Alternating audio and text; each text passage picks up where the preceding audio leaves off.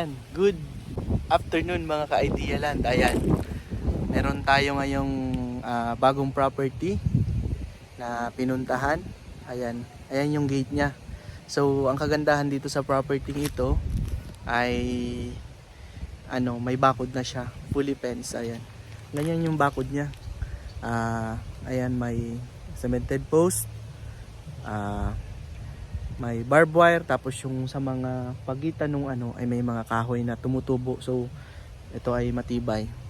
Ayan, ayan yung gate. So ngayon ay wala yung caretaker, kaya hindi pa tayo makapasok. Mamaya puntahan natin yung right of way niya.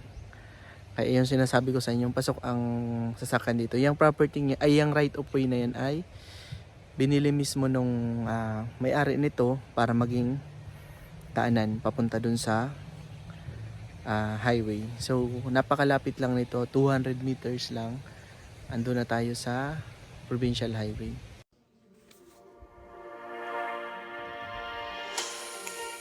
So ayan mga ka-Idea Land, andito na tayo ngayon sa harapan sa may parting beach front. Doon tayo galing kanina sa may dulong yun. So bali dito sa pwesto ko, kitang-kita natin yung bundok. Ang ganda ng view, talagang relaxing dito sa property na ito. May mga tanim, ayan. May CR na dito, pinagawa nung may-ari. Kasi pumupunta sila dito, naliligo. So taga ibang lugar po may-ari nito. Bumibisita lang sila dito kapag gusto nilang mag-outing ng pamilya nila, mga kaibigan. Ayan, yayaan papunta dito. Ayan, may mga tanim na tayo dito. Tinanim to ng caretaker, pinatanim ng may-ari. May mais, may mga okra dito sa bandang ito sa tabi. May dragon fruit. Ayan, kita nyo naman. Parang ang tataba ng mais, ibig sabihin ay mataba yung lupa dito sa area. May mga bulaklak din. May dragon fruit. Ayan, may kamuting kahoy. Ayan po. Kaya yung mga gusto mag-farming ay pwede dito. Kasi nga ay mataba yung lupa natin. Kung mapapansin nyo po, yung mga pinutol na yan ay nag-clearing po dito. So inalis yan kasi mga sobrang tataas na yan na nyug. Doon naman po yung bamboo na yun ay hindi na po yung sakop ng property. Bali yung bako dyan ay labas yan. Bali hanggang dyan lang po sa may yan, malinis na yan, doon sa dulo. So ayan, may mga maliliit naman ang tinanim dito sa unahan na mga puno kasi nga ay nag-clearing sila. Kaya pinalitan nila ng maliliit na puno ng nyug. Yan, mga buhay na po yung naandun. So dun sa dulong yun, andun din yung mga nyog pa. Pero dito sa batang gitnang yan ay bare lang. Ayan, kung makikita nyo, bare dyan. Kasi may balak sana dyan yung may-ari. May itatayong ewan ko lang kung ano, basta may itatayo po siya dyan. Tapos dito naman sa harapan, dito sana yung balak niya na tayuan ng ng bahay. Kaya hindi rin po pinataniman ng nyug. So dun sa mga kabili, ito maganda kasi hindi na kayo mag-clearing or kukuha ng permit para magputol ng nyug, kasi may space na para dun sa kung gagawa kayo ng structure o gagawa kayo ng mga kubo-kubo o bahay. Ayan, meron na pong space. Ito po palang beach lot natin ay 500 pesos per square meter ito. Clean title, buhay po yung seller. Ngayon, ito pong property ay 6 to 7 hours po galing po sa Manila. Pero pag nagawa na po yung TR4, mas mabilis na. Kung yung expressway na lalabas po kayo ay sa Lucena, so sobrang dali na lang. Siguro mga 3 oras na lang ay nandito na kayo sa property. So tingnan natin doon sa bandang unahan. Ayan, ang ganda, may mga tinanim sila ditong dragon fruit. Doon naman sa kabila, mamaya papakita natin, may mga halaman doon na pinatanim yung may-ari.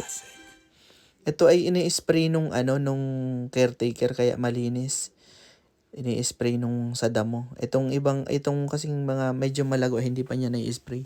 Kung nakita nyo kanina yung bandang malinis na parang nasunog, yun yung in-spray nung caretaker dito.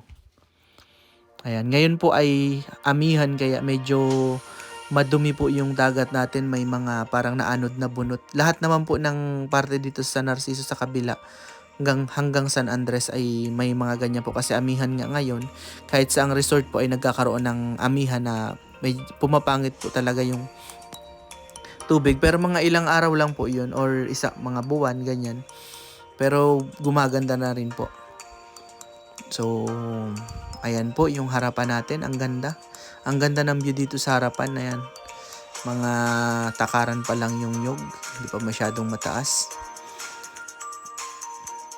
Dito magandang magawa ng isang kubo pa lang kasi nandito sa unahan. Ayan, pwede pa dyan magawa.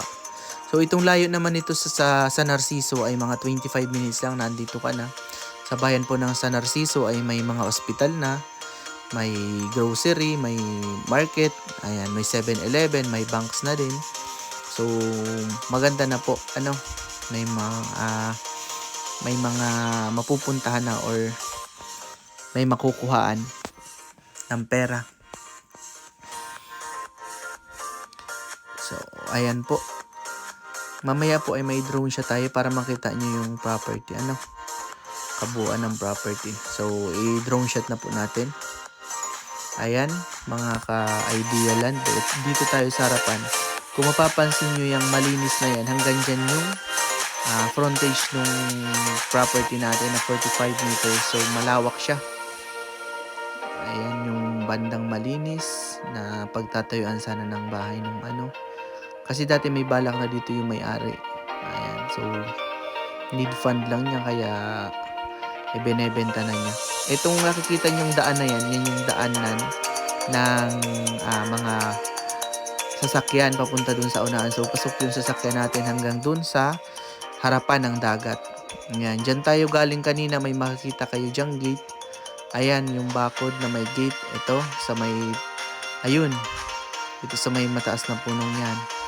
Yang malinis na yan ay hindi na yung kasama sa property kasi hanggang dito lang tayo sa may. Hindi nakita ng video kasi ayan, nakikita nyo yan ay highway na yan. Yan may parang kuryente sa kabahayan ay national highway na po yan. Provincial highway. Ayan, kaya sobrang lapit lang ng property. Andito po sa bandang kanan yung right of way. Mamaya po makakita nyo yan. Ayan, so medyo malayo tayo sa mga kabahayan kaya tahimik. Ayan yung right of way. Kitang-kita nyo po. Ayan. Simula doon. So, sa mga interested po sa property, pwede niyo po kaming i-message po sa aming Facebook or sa numbers. Available din po kami sa WhatsApp and Viber. Thank you po and God bless us all.